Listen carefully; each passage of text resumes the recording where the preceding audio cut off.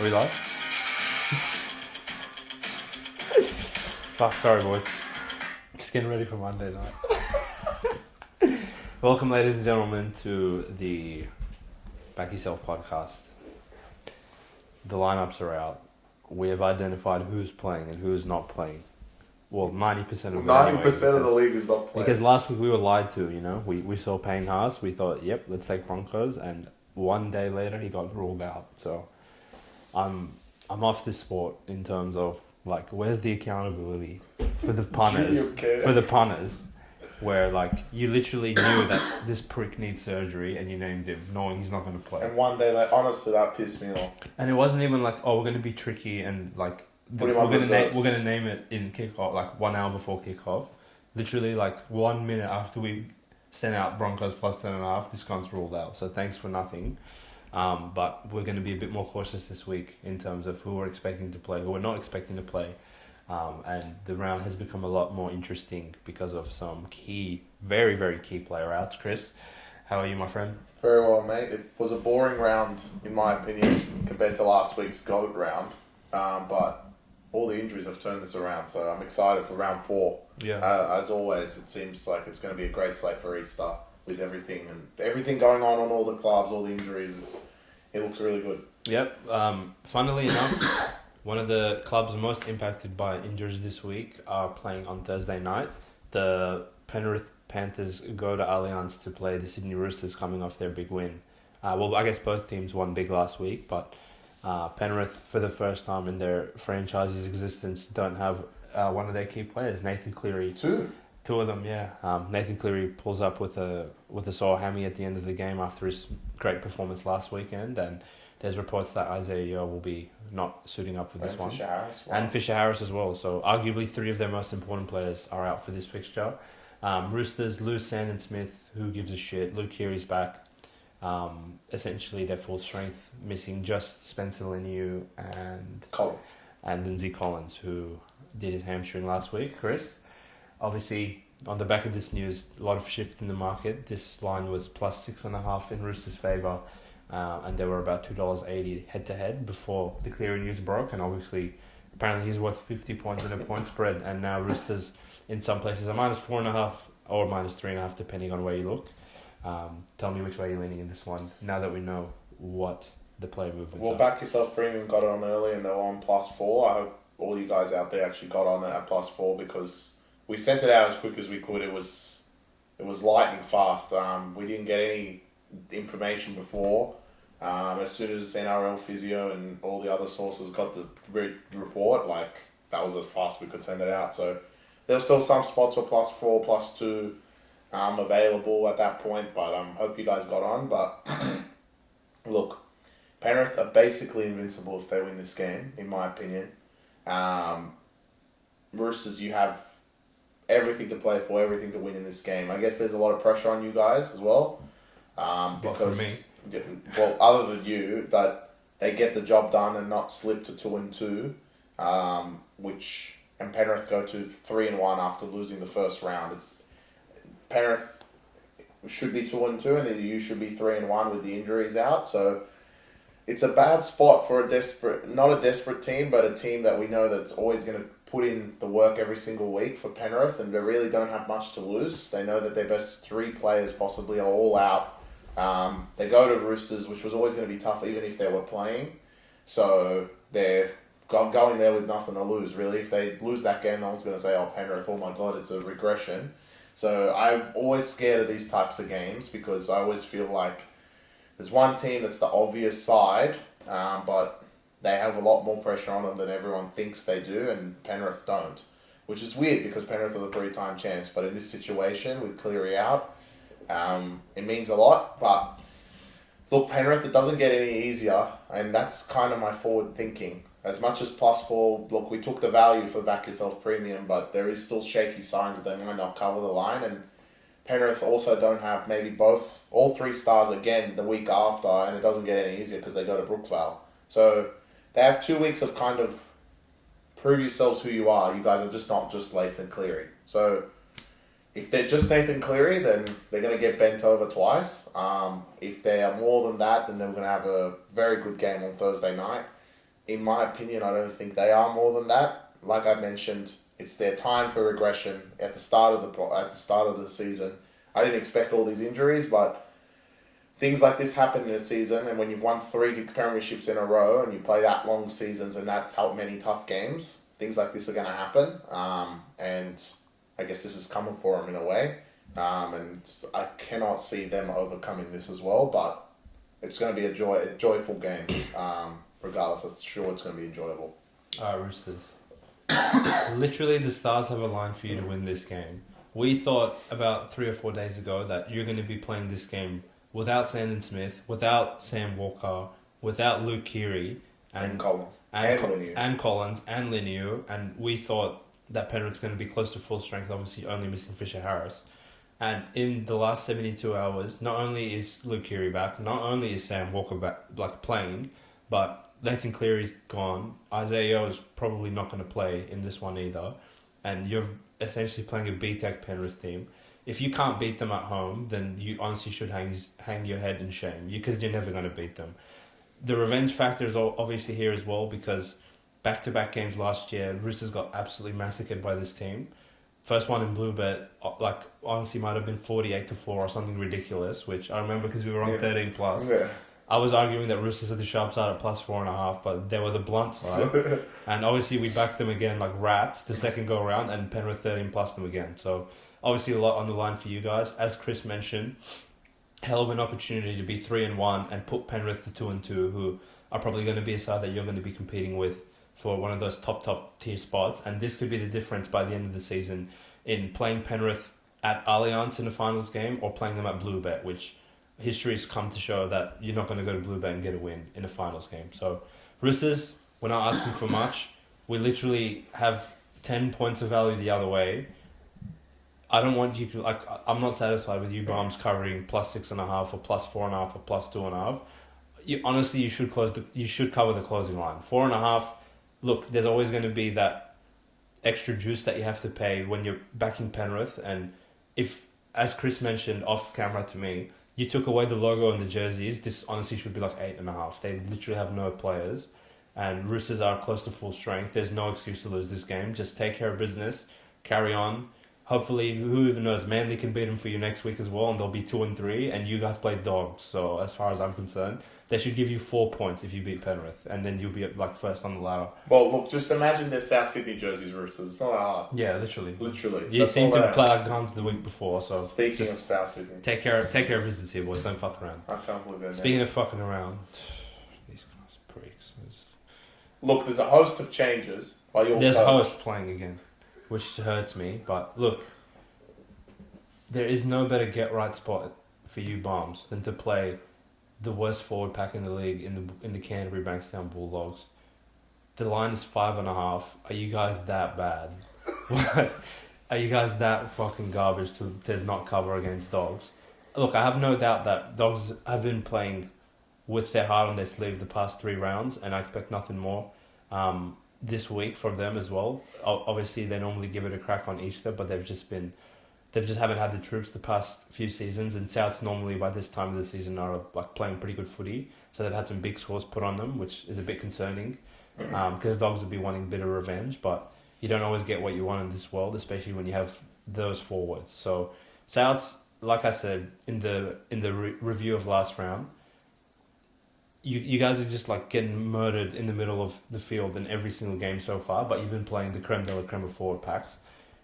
This is a very good get-right spot for you guys. I expect this to be tight, maybe by halftime, but Souths, if you're worth anything, you should pull away and probably win this one by 12 to 14 points. It's Dogs.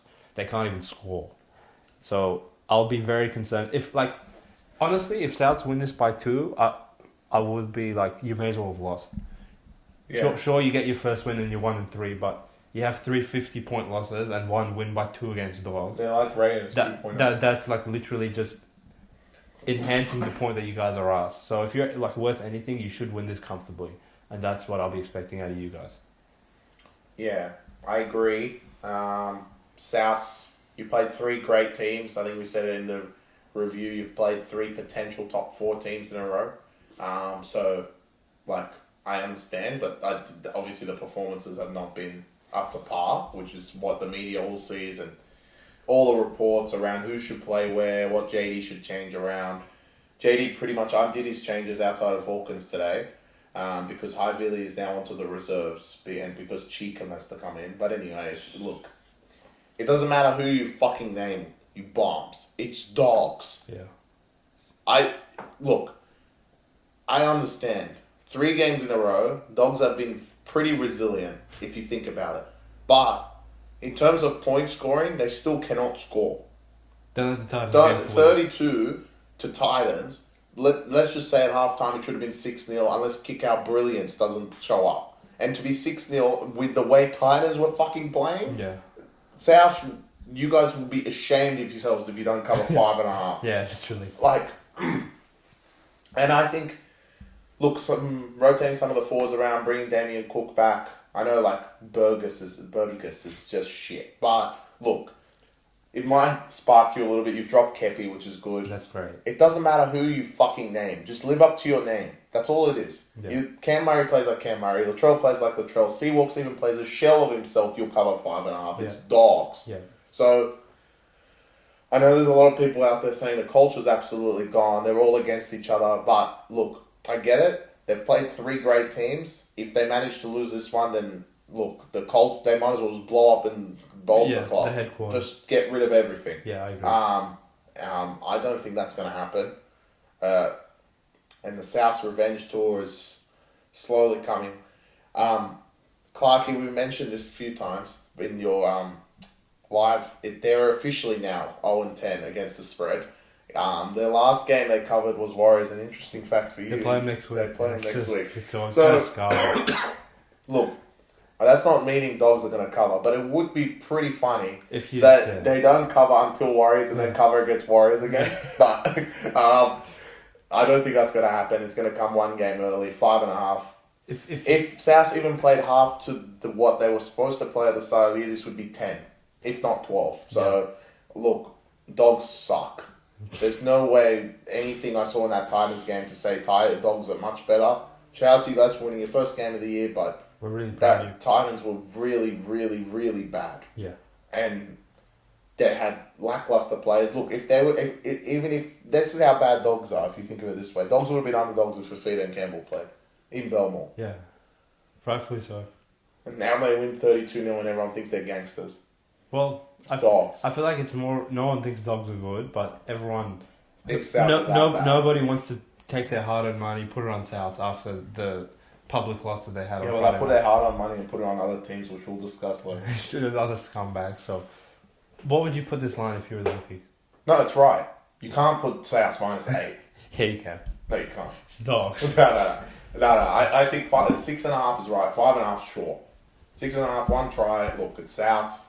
They haven't shown anything, but I think talent-wise, the South is just going to do the job. And on Easter, Dogs never, ever cover. Yeah. Ever. If Souths don't blow them out, then I will actually start buying into the culture problems and the fucking finish. Yeah, I agree. If they win by 2, I agree. Yeah. Anything less than 6. Alright. So Souths, wake up to yourselves. We need you guys. Right. I don't want to see 0-4 in the fucking ladder when I look at it by the end of the round. Speaking of a team that... I also don't want to see 4-0 when I look at the fucking ladder at the end of the round. Cowboys, you catch another break, you play Brisbane with no players, your favourites in Suncorp, so that just goes to show how many outs Brisbane have.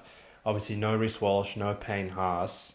Adam Reynolds is named, probably worth monitoring that, but I have a feeling he's going to play with on one leg just because they're down so many troops, and for Brisbane to start the season 1-3 is pretty concerning.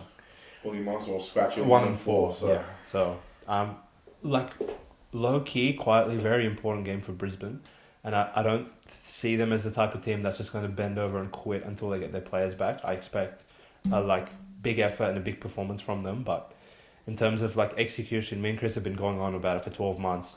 Brisbane, 90% of their attack is generated by Reece Walsh, and without that, I haven't seen anything from Ezra and Adam Reynolds or Billy Walters to suggest that they can actually string together a lot of points in this fixture, which apparently you need to score a lot of points to keep up with the high-powered offensive Cowboys, who have scored at least 5 tries more than second place in the season so far, which just goes to show that they're throwing the footy around, putting points on the board at will. Obviously, a step up in class for them because they've played 3 degenerates so far, but again, that's with a caveat because Brisbane have no players. Tristan Taylor comes to fullback. As we said, Adam Reynolds is named. Even Pia Cora's out for God's sake. So, literally, they're bringing Dragons in and starting them in the forward pack. Oh, yeah, Jaden Hunt, your boy. Oh, it's truly, alarming. But how do you see this one playing out, mate? The Battle of LA, some call it. Great fixture for Easter. And like we were saying, Brisbane with full strength, this would have been a really boring game, to be honest. Because it's just a Suncorp ambush and they always beat them, but now it makes things interesting, and the position that Brisbane are in have made it even more interesting. Let's start with Cowboys aren't good. Cowboys have played Dolphins, which they literally played perfect. You don't get that every week. We saw that the week after when they scraped by against. They played Knights. the opposite, essentially. They played as bad as they could and still scraped by. And they were Fatala Mariner knock on away from literally quitting to Dragons. Yeah. Okay. And they did quit. To let Flanagan walk through those that holes. That was a quick job, bro. It's Flanagan. Yeah. So, look, the one thing that I kind of see in this game and why I'm leaning Brisbane is there's paper covering the cracks of the Cowboys because they're getting the wins in this. Their offense is pushing them across. If they're going to play a competent team, they're not going to be as strong as Brisbane should be, but they're playing a competent team. And it's going to be a completely different scenario. I think there's a lot of paper over cracks and Cowboys really can't defend. So I think Brisbane have a lot more to play for in this game, especially knowing who's out for next week, who's out for the next couple of weeks, and that you have to take a flight all the way to Melbourne off a bye, which playing a team off a bye one, but playing Melbourne the way they're playing at Amy Park is just a completely different scenario. So, look, I think Brisbane are going to be up for this. I don't think they're going to go to 1-3. I think it's going to be 2-2, and I guess that's a small underdog for the Friday night, but it's like we need big underdogs later in the round. Don't worry, it's coming. But look, I think they're just going to be more up for it than the Cowboys are. Cowboys get to go to Townsville next and go beat the shit out of Titans. So, Cowboys are 3-0. Look, if Cowboys are really a team that we believe that are going to make the 8, some people saying 4 because they're 3-0 because they've beaten Dragons. But if they're that good, then they're going to easily win this game because on paper you're like, all right, well, Cowboys are just better than them. Yep. But I don't think that's what we're going to see because it's fucking Cowboys. Yeah.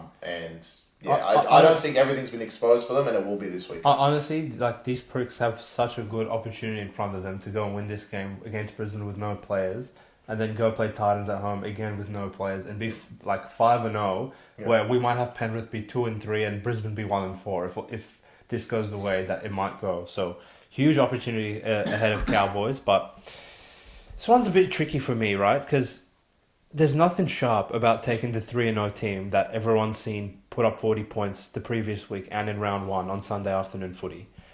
And you want to be on the competent club and team that's coming off a very embarrassing loss in the grand final rematch last week. But it's very hard to actually price the player movement in this one for me. I would honestly go as far as to say Reece is worth fucking 6 points. The way that 90% of their attack is contingent on him just popping up around the field. It'd be -2, I reckon. Yeah, but then also you throw in Haas as well. How much are Reece and Haas -6 if worth together? It'll be -6 or 8 this game. Well, Cleary's worth 7 points by himself, right? Yeah. So if this is +1.5 now, are you saying Cleary and Haas are worth the same? Sorry, Walsh and Haas are worth the same as Cleary? Probably worth more. So imagine you have Pierre Cora, Haas, Walsh, everyone's playing. They would cover. Honestly, this could be 8.5, and they would actually cover it as well. Yeah. But to think how much Broncos actually depend on these two guys, it's probably worth justifying that they honestly should be +3.5, if not maybe 4 flat. The way Cowboys have been playing, to think that they're only 1.5 against these degenerates is pretty short. But at the same time, I still kind of think Broncos will beat them anyway. So probably one that we need to give a bit more thought and then maybe pull the trigger on something on game day. But Very interesting game nonetheless. I'm kind of glad that the Broncos players are out to make this more competitive, because if they were all playing, as far as I'm concerned, Cowboys shouldn't even show up to the building. So it kind of follows the theme of the round in that way, where a few of these teams that otherwise would get murdered, which again, foreshadowing to Monday, all of a sudden have a chance because everyone decided to get injured this weekend. So I think we'll learn a little bit about Brisbane this weekend, but we will learn a lot about Cowboys this weekend as well. So you guys honestly should fire up and put a good performance in, but I have my doubts about you cunts.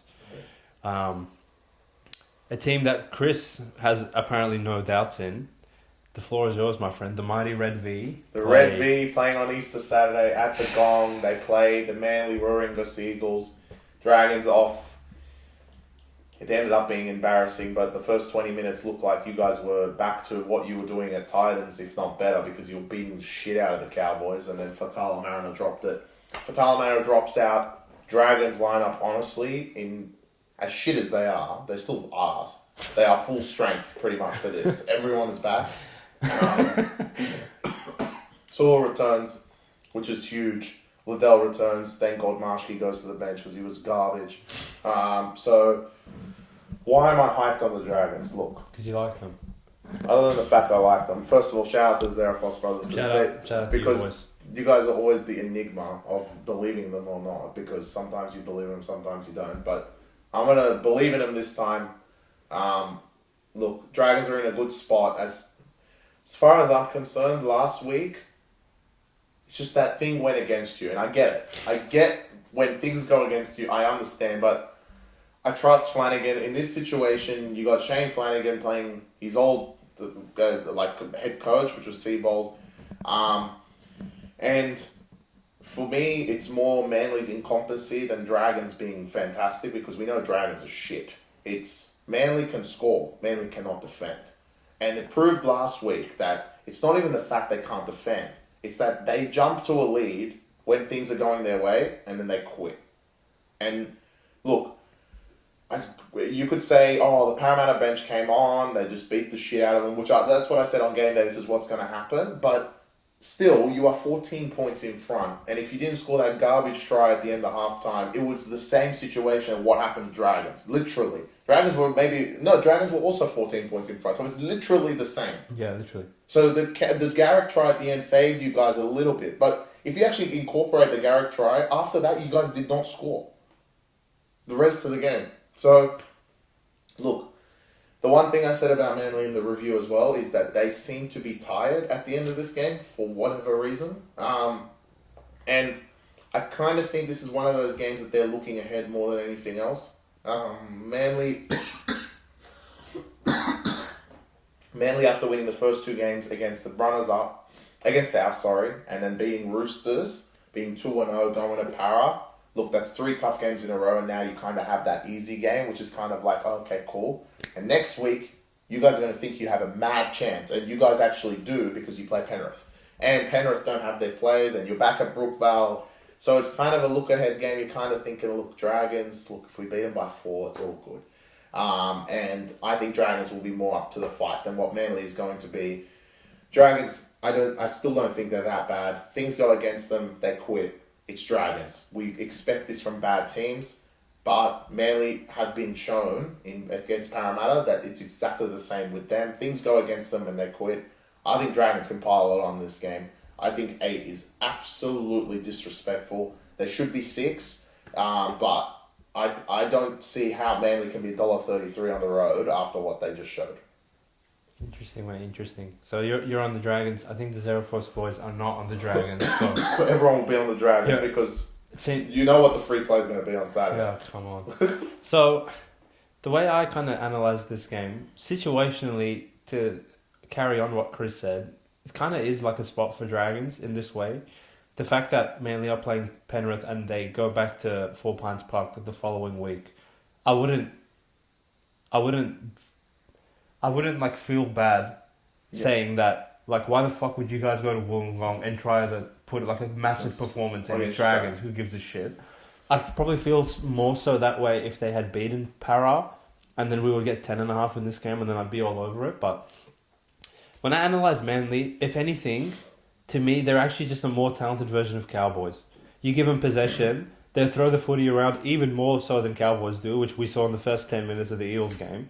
They came out fucking guns blazing, and they have more talent in terms of they have like Turbo and Cherry Evans and Olakawatu. I don't think Cowboys have a player as good as any of those three, and we just literally saw last weekend what happened when Dragons played a less talented version of Manly, where there's nothing in my brain to suggest that Dragons will be able to handle what Manly throw at them the same way they couldn't handle what Cowboys throw at them. So I guess as far as what Chris is saying, the only thing you're sort of hanging on to is the forwards that are coming back for Dragons will make a huge difference. They might not be big names, but in terms of performance and reliability, you know, players like Sua, Sele, Frank Molo, like they're not going to just quit through the middle the same way the Bombs did in the previous week. And if anything, the one thing Cowboys have over Manly is that straight line running that Dragons just couldn't handle for whatever reason in the previous week.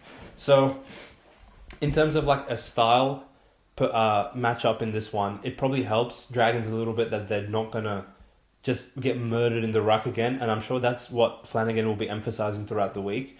Because in his post-game press conference, he did say, look, like we just didn't handle them in the middle at all. And getting those forwards back will make a huge difference in that way. But as far as like Manly playing expansive, I'm like terrified of what the fuck they're going to do to Dragons. Look, I think the Dragons outside backs are very underrated.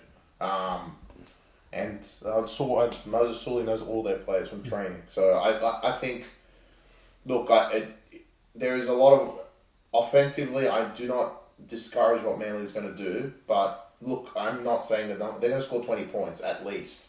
I think just Dragons will score more. Yeah, and okay. Look, Dragons can pick them apart through the middle. Like, beat them through the middle. Those bench forwards, but Bully Moore and Nathan Brown, I'm not scared of them. Yeah. And look, beat them through the middle or just kick it up in the air to one of your wingers. They don't have Saab, so you can kick it up in the air. And Lomax is the best aerial threat probably you could have out there.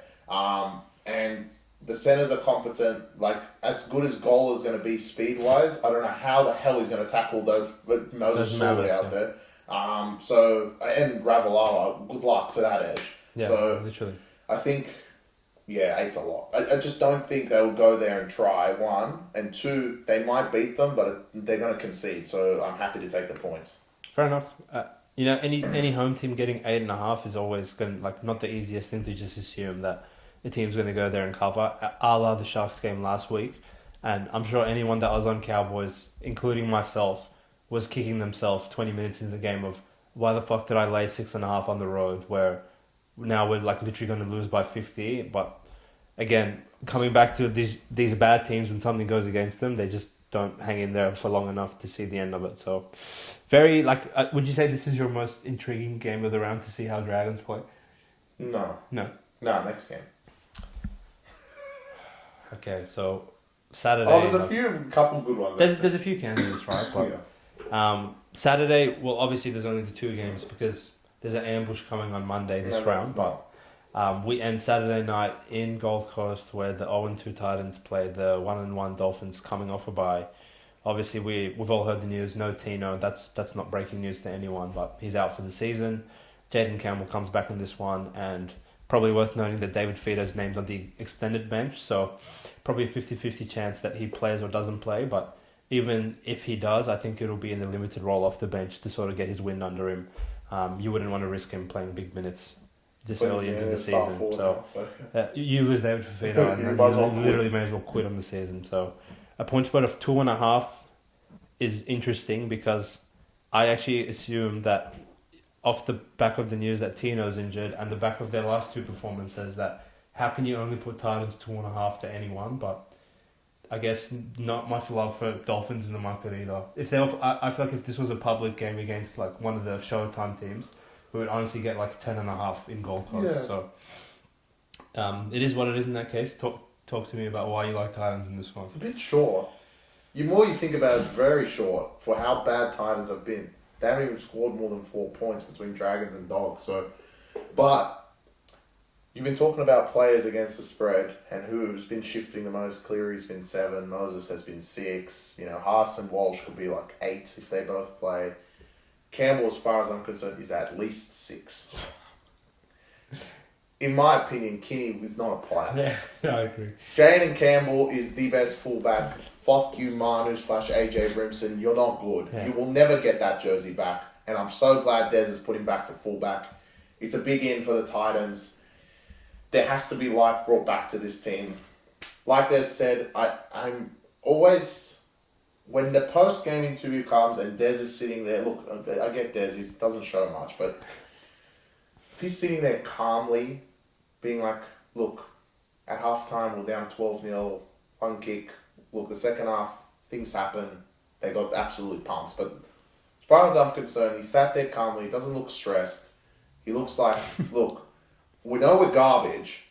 We have Campbell coming back, possibly for feeder, maybe for 20 minutes, but the team has to recognise themselves they need to be better. And if you look at talent, if Tino was playing in this game, this probably would be pick 'em, if not favouritism for Titans, off the back of getting wow, that's scary, by God. Dogs, right? Which is pretty, like, when you look at that and you're like, oh, obviously Dolphins, like, this is easy. But Dolphins are actually not that great. They played a good spot against Dragons everyone forgets that they were underdogs at home to Dragons, but they were, after starting at -4, and conveniently they're -4 next week on the early lines. Just torture. Just torture, but I think it's going to be a double underdog. Well, actually, I've said 3 underdogs in a row, haven't I? A three-peat. I like the Dolphins off a bye. You can't get any better position, but this is just... It's to prove the Titans are not... Like, if Titans go there and lay another egg, they might as well just give them the spoon. Yeah, I agree. It's Come over. on, boys. Come on. It's over.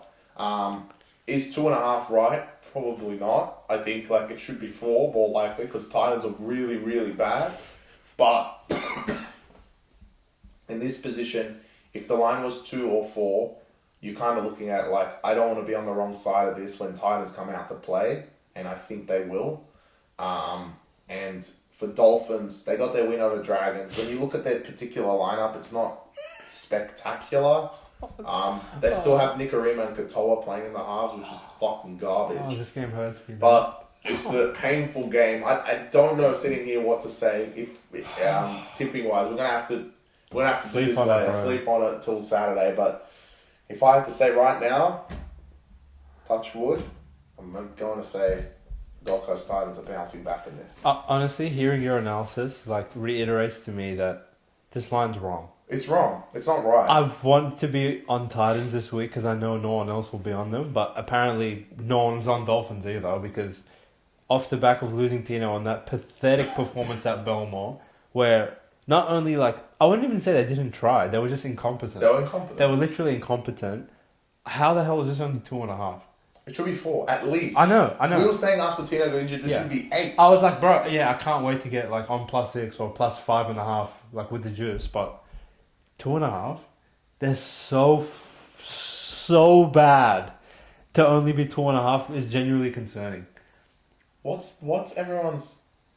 Because there hasn't been money on it. Is there just no one gives a fuck about this? Yeah, game? literally, yeah. I think that's what it is. No one cares. Essentially, no one remembers Dolphins because they haven't played in 2 weeks, and no one gives a fuck about them, clearly because they were underdogs at home to Dragons, and no one wants to take Titans either, so there's normally one game of the week where it doesn't fluctuate 1 cent throughout the whole week, and that's this game.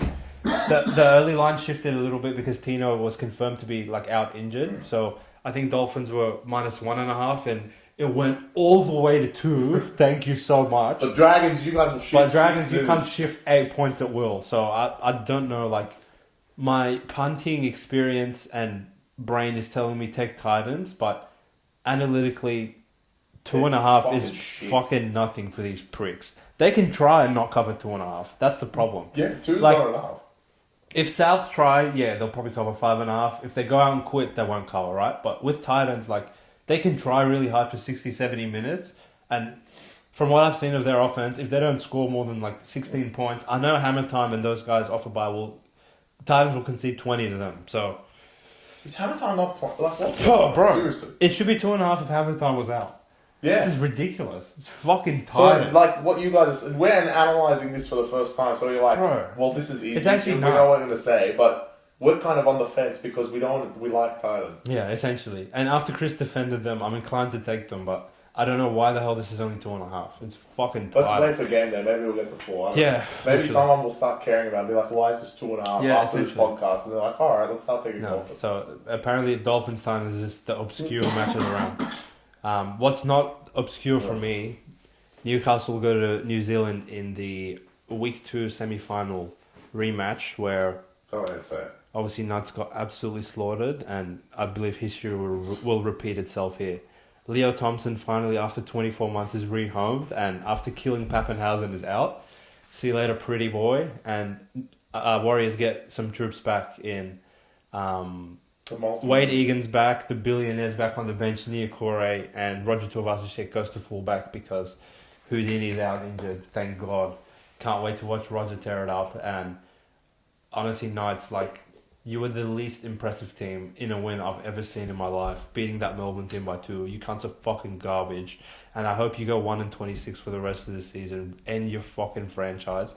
I can't believe this is only 7.5. I can't wait for Warriors to push out to 9.5 and take that anyway. That's how pathetic you guys are. Outside of Kalen, your entire team should just be deprived of water for the rest of the season. And you literally can't take Cogger into another country and expect to win. So that's my analysis. Alright, well, nice and direct. Knights were horrific last week. Warriors were okay, still not like at their full potential, but the Ins have just pushed this to another level. If Wayne Egan is confirmed in, this should be 10, in my opinion. Wayne Egan, the bench looks spectacular for the Warriors. If there is no doubt that Egan's going to play and Warriors are playing in this particular... This is the exact team that's going to go out there. It should be 10.5. You cannot take Cogger to another country as far as I'm concerned. Knights were horrific on Sunday. Horrific. They won the game, but they were horrific. To only beat Melbourne by 2, who literally tried to give you guys the win. Literally. Liero dropped it 10 times as far as I'm concerned. And he tried to give you the win. Everyone was ruled out for no reason. Chris Butler set a screen and ruled out views for you guys, and you still won by 2. So, look, going to New Zealand, my only concern is that Knights have been playing shit again, and they've still got 1 and 2, so they're going to go to a spot that maybe they might play good. But if I'm going to sit here on maybes and be like, well, maybe Knights will have a crack, it's the wrong game for that. Warriors, at the end of the day, are still 1 and 2 as well, and if they're going to go 1 and 3, I'd rather change my name to fucking Tuivasa-Sheck. So, I think Knights, good luck. I cannot see why this is 7 with Egan back. This should be 7 without him. And if you think about it, last week Raiders were 7, and Knights are worse than Raiders, clearly from round 1. And on top of that, they had Hastings then. Now they don't even have him. Yeah. Or Marju or Leo, like, they literally have no one. Outside of 2 pieces of brilliance from Kalen Ponga, you literally didn't score a point for the entirety of the match against Melbourne, who dropped the ball 500 times and ran out Peasant and Wishart. So, if you can't, like, convincingly win that game, there's nothing for me to suggest that you're going to go to New Zealand and have a crack. I'll be surprised if you can't score a point, to be honest. No, they'll score. They're really bad. 50-6. They're really bad. You're really talking into these guys just getting killed. I know. I can't see this playing out any other way. Knights are really bad. But, and they won the comp last week. So, like, imagine at 0-2, they played so hard at home against Melbourne to do that. And now they're going to fly there and try. I'm saying you guys are finished. Yeah. Knights, there's not much analysis. You guys are garbage. Yeah, Next. agreed. Speaking of a team that's garbage. The mighty Raiders, mate. They're playing again. Raiders the are team playing that again. doesn't matter if you put them 1.5, 10.5, 12.5, 16.5. The only team that's covered every closing line of the season so far, the Canberra Raiders. If you're just blindly backing them every game of the season, you are undefeated.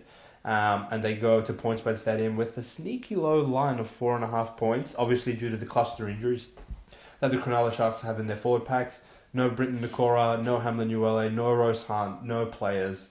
They have, I partied with him last year, Oregon Kaufusi and Hazelton starting in the front row, which I don't think Fitzgibbon envisioned himself doing that 4 weeks into the season, but that just goes to show how depleted they are in the forward pack. So they've pulled Talakai out of the centres to start him at the back row. Additionally, I think Toby Rudolph is also out of this one. They got that young guy, the young, big, like, huge prop. Hazleton started. No, off the bench.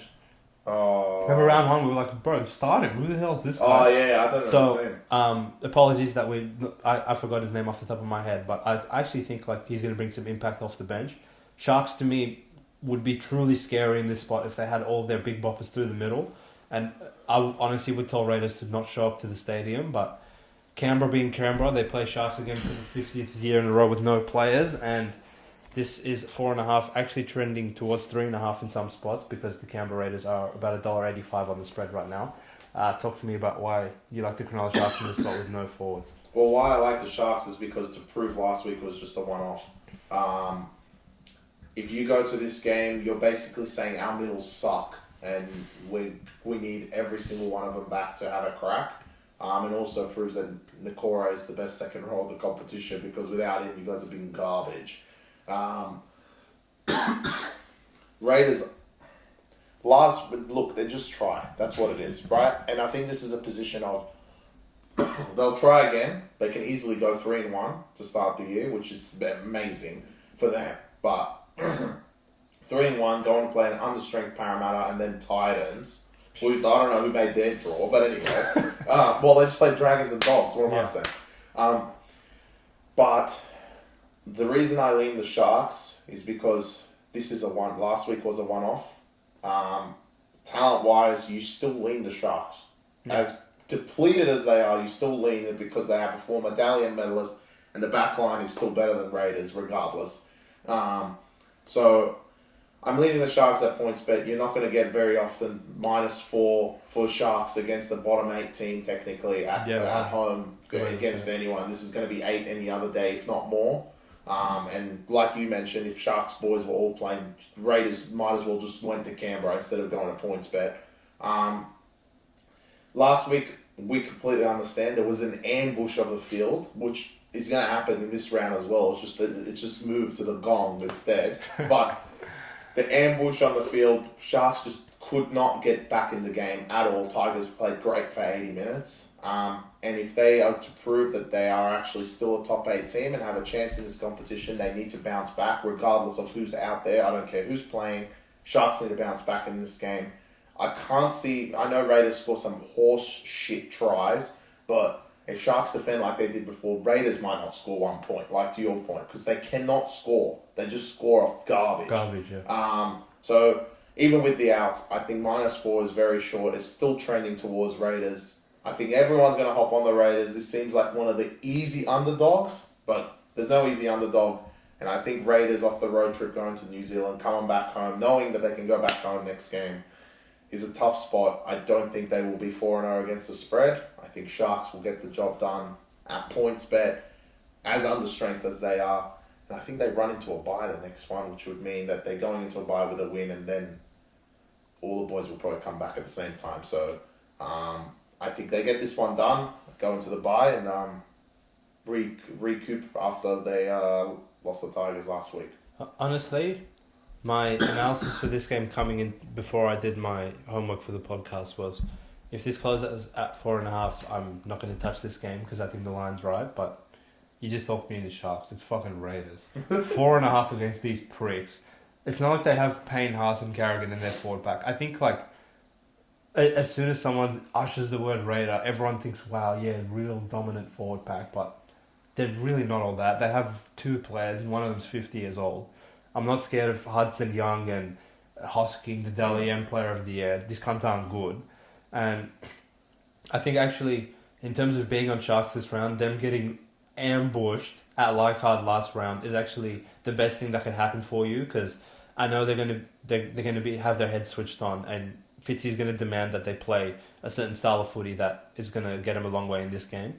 And I believe Nico Hines is a superstar of a player, and superstar players generally don't play garbage 2 weeks in a row. So Raiders have been hanging in tough and winning these games, but I think like their hanging in is over this week. They're fucking gonna get killed. Well, look, the other thing is if the Sharks had paper cover the cracks from last week and they somehow beat Tigers by like 6 or something, this would be 8.5. So or 6.5. Like it'd still be further than what it is now, and they would have got the win, been 3-0. Everyone would be like, "Oh my god, look at Sharks!" Similar to another team that we explained earlier. But in this scenario, Sharks went there and got killed. Yeah. Fatal-Mariner didn't drop it. Yeah. He put it down and Cowboys won. And Cowboys got fucking raped by Dragons. Yeah. So if you think of it that way, it's the complete opposite. And I'd rather be on the team that got hammered than the team that got away with it, essentially. Yes, they put that many points. I know I'm going back to these pricks, but I hate them that much. I can't see them 4-0. They're not going 4-0. Come on, Brisbane. But it's the exact scenario that I would want to be on Sharks. I wouldn't want one of Sharks win last week 33-32. I'd rather them lose 32-6. Yeah, I agree. Come back to points bet, recoup. Fitzgibbon says, okay, look, we were weak through the forwards. That's how they lost the game because they were just getting rolled. We need to fix that up because we're playing an even better forward pack than what we played against Tigers. It's a great spot for Cronulla. The more I talk about it, this is disrespectful. Yeah. It's almost disrespectful level to be 4.5. No, I agree. And leaning to 3? 3? Yeah.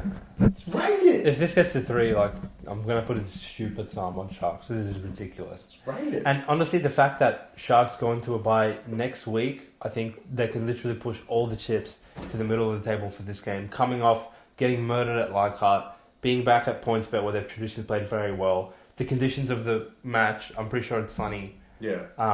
On Sunday it's a night game, but the afternoon. Like that suits Cronulla probably more than Raiders as well. And yeah, it's Raiders. Like, who's scared of these cunts? They're not good. No.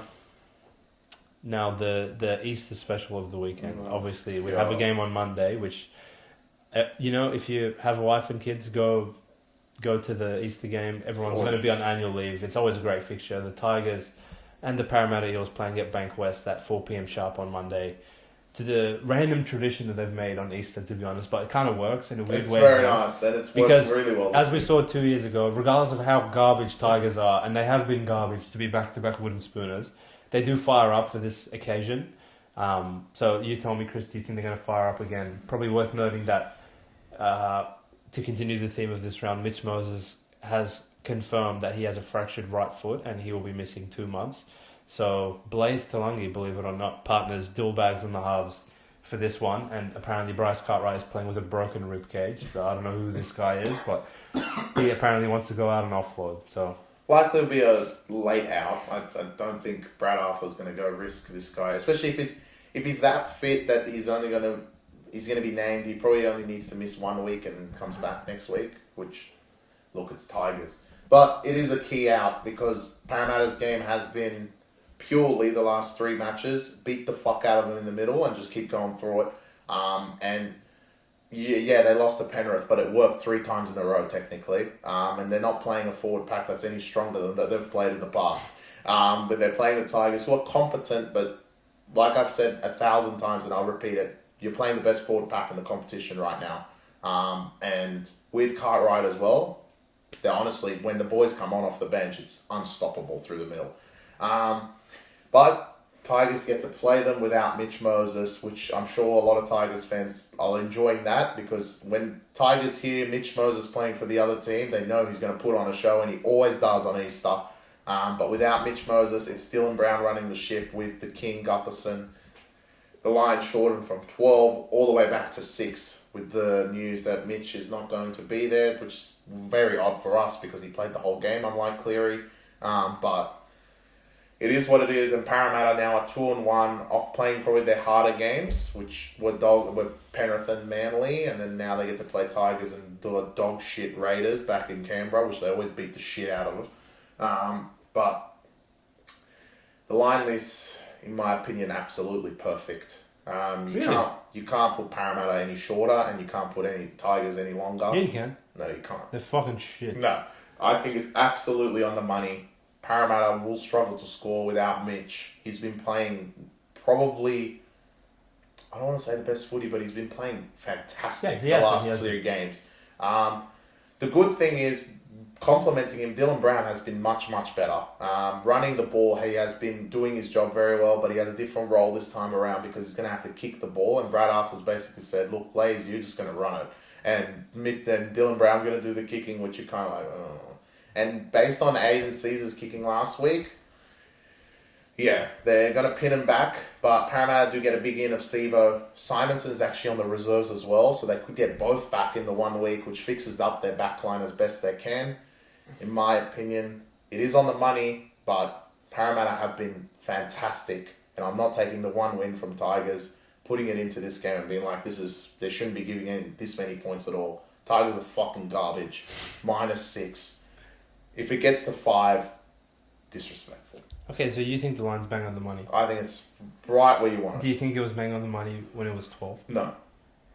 Para retarded. So are you arguing that Mitch isn't worth 6 points? No, he's not. I feel like that's a lot. He's a lot. That's a lot. That's a lot, for bro. Mitch. 6 points. I would have this line currently at 8, personally, because it's fucking Tigers. Alright? Chris has been beating the drum for the last 7 days that pump the brakes on these guys. They're not some gods all of a sudden. Like, some of you cunts, like, in your tipping comps, in your multis, like, you punters. It's like everything that's ever happened in human history doesn't matter besides the last week. It's amnesia. Like, when they got murdered against Raiders, all I heard the whole week was, bro, why are you taking Tigers? They're shit. Yeah, sure, I know that they're shit, but, you know, a week in footy makes a big difference. Now, all I've heard for the whole week, oh, bro, Tigers are pretty good. They might win on Easter egg. No. No. Look, they could win. Don't get me wrong, they could win.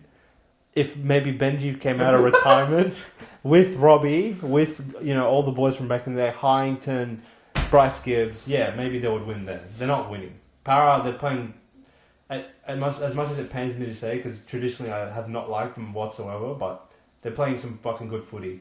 And the way they're going to, like, they still have Paulo, they still have Reg, they still have dual bags, they still have King, they still have all these players. And matchup-wise, I don't see Tigers hanging in there for 80 minutes the same way they were able to against Cronulla. Probably, like, complete opposite teams from week to week in terms of who Tigers are facing, where they played Sharks literally with no forwards, and now they're playing, as Chris has repeatedly banged the drum for, best forward pack in the league. And when they played a good forward pack in their first game against Canberra, they were pretty uninspiring. So, are Tigers going to be able to keep up their 80-minute performance from last week? I have my doubts over that, but this is why it pays to follow the NRL Physio and certain other outlets on Twitter. I feel like I've had to have my phone attached to my fucking hip for the whole round because you blink and you miss it. And there's still more because idiots have been named, right? So, Cartwright, Reynolds... Who else is supposed to not be there? There is a bunch of players that have been named that easily could be out in the second. Again, this is why it pays to be a subscriber of BackYourself Premium, because we gave our Tigers plus 12.5 on the back of the Mitch Moses injury news. So, as far as I'm concerned, that's a fantastic line to be on. Tigers, if you lose 13 plus to Para without Mitch and possibly without Cartwright on a big occasion like Easter Monday, what was the point of beating Sharks? So I expect Tigers to keep this close for maybe 60 minutes, but it wouldn't even shock me if Tigers lead by the 65th minute by 2 or some shit, but I don't trust them to win back-to-back weeks against quality opposition, and I think Para with the chocolate tip. I think it's easy for Tigers. You can pull off a one-off ambush, just like Dragons, a one-off ambush. Yeah. But to back it up consistent weeks, we've seen with garbage teams, maybe that is the gist of the whole round. Back-to-back ambushes just don't occur. Yeah. Dogs, Tigers, what are the scumbags? Dolphins. The ambush comes. If you guys are competent, you guys will play good again. Yeah. If you don't, it just shows that you're fucking garbage. And we're not even saying you have to go and ambush again, win 32-6. If Tigers lose by 2, I'll be impressed. Yeah, exactly. You know? But if they go there and quit and lose 14 plus... literally, what was the point? Exactly. If Tigers win, will you start viewing them in a different way? As in terms of they're not the poo of the NRL. Yes. But if they go there and don't cover 12, then essentially you may as well be Dragons or Tigers. They could still come last. Yeah. if they're gonna pull off a one-off ambush and then go lose to Dylan Brown 13 plus, Yeah. Titans aren't Yeah. confirmed for the spoon Yeah. yet. Because Don't get ahead of yourself. Yeah, poof. Yeah, no. Same with Dogs. If you win 32-0 and go get fucking raped by South, like you usually do, Yeah. I swear to God, I'll come on this podcast and say you guys are going to come last. Yeah. Because you cannot lose to that team. If Dogs lose by more than how much, would you say that they're going to come last? I would say more. If they lose by more than 20 to South, I've seen nothing. South. They can't even win a game. They could lose 100-0. It won't offset Titans losing 60-4 to Dragons and Dogs. I think it's getting there. Nah, not for me. I think it's getting close. Right now, like, fuck's sake. I was going to say Dogs are probably better than Dragons, but they're literally not. They're not. They're not. And I said in week 1, honestly, I would take Tigers over Dogs, but then I haven't seen how fucking bad Titans were that now they're like... I think they're rock bottom. Yo, bro. They're rock bottom, but Jesus Christ. But they could easily come off depending on you two rats. But you know what? Let's say Dogs get killed 30-0. Yeah. What are you going to say they're going to come last? Yes. If Titans lose 40-0. Oh. You know, like, you can't get ahead of yourself. You know what? I still will. Wow, they're that bad. Dogs are that bad. They're not going to lose by 30. It's South. They're lucky to win a match. That's what I'm saying. You cannot lose to this team by 30. Yeah. Same with Parramatta. You cannot lose to without. What you're saying with Mitch, you would have lost by 50. Yeah, literally. Yeah. Come on, Tigers. Yeah. Like those two games, you need to just show you're competent. If you're not competent, the other team that's actually in this, Dragons. Fuck you, cunts. Yeah. Fire up. Yeah, literally. And again, when we ask for just the signs of life and competency, we're not asking for you guys to win. That's a lot, right? You guys are like $3, $2.80 for a reason. You suck. But we're just asking for like encouraging performances. I don't want to fucking wake up on Easter on Monday and watch Tigers lose 15-0. That's going to piss me off. Exactly. And I will never listen to Eye of the Tiger for the rest of the season. Fucking wake up to yourselves. I'm watching you cunts. Alright, well, I think it gets to our 2 segments. And you can go first this time. Under Duress. Under Duress. I could say Knights again, but there's no Duress for you cunts. You fucking are literal garbage. So, as far as I'm concerned... There's 2 teams. Titans. But as far as I'm concerned, your season's already finished. So, under Duress, I'm going to go... unconventional. Sydney Roosters, you bums are under duress. You lose to that Penrith team, you may as well quit on the season. You can't lose to no Cleary, no Fisher Harris after losing to them 100-0 last season. If you're fucking actually going to try and win the comp, like now's a good time for you to establish yourselves as true premiership heavyweights. As Chris said, like if Penrith win this, what's the point of even following the sport? It's just ridiculous. Alright, it's my turn. Sound the alarm. Get the alarms going. Say Dragons. Get the Dragons out because it's got to be upset alert. Dragons are going to ambush at the gong. This is a perfect position for the St. George Illawarra Dragons. They get key forwards back.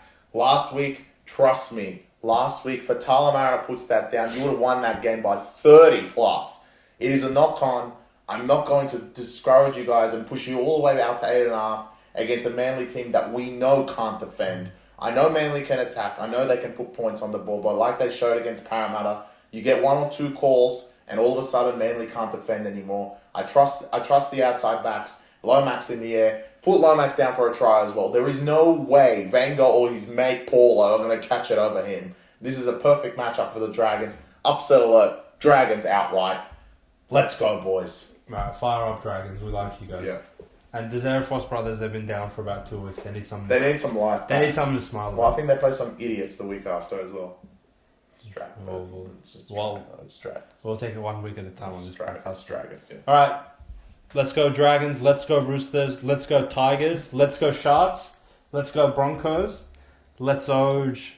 You missed one. Titans. And where's the odds? And glory, baby. Glory. Did you say Warriors? No, I don't need to. Because of the Knights. I already know they're going to win. It's fucking Knights. I'm not scared of them. All right. Peace.